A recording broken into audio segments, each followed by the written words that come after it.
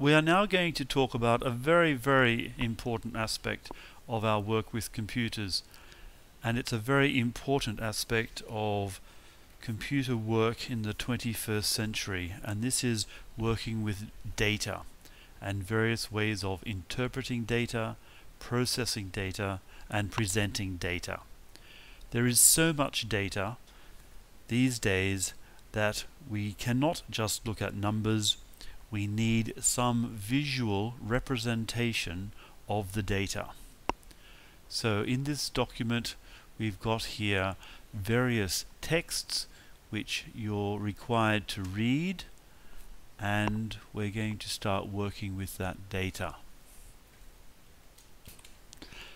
So the text itself is about waste, and you need to read through this, understand it well enough so that you can present it in a table and chart.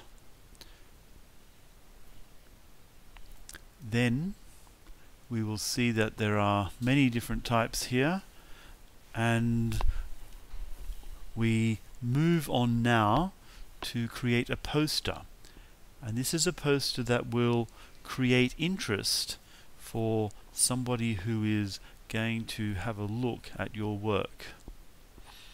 There are 3 websites here which we recommend you to use in order to create posters like these example ones here. In our next section, we're going to turn the data into an infographic. Now, an infographic is different from a poster. What we have in an infographic is we have pictures which are related to the data itself.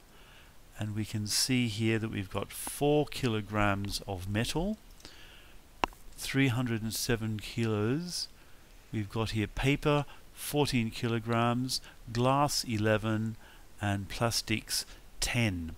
So this is the data which is now represented in a visual form using these websites: Infogram, Piktochart, Creately, and the 4th one.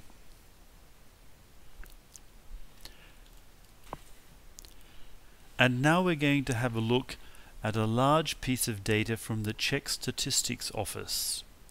You will download the file and you will start to process the file, having a look at the different aspects of the data which are there, and we will start to present it in different ways using the spreadsheets, conditional formatting, which we will study later.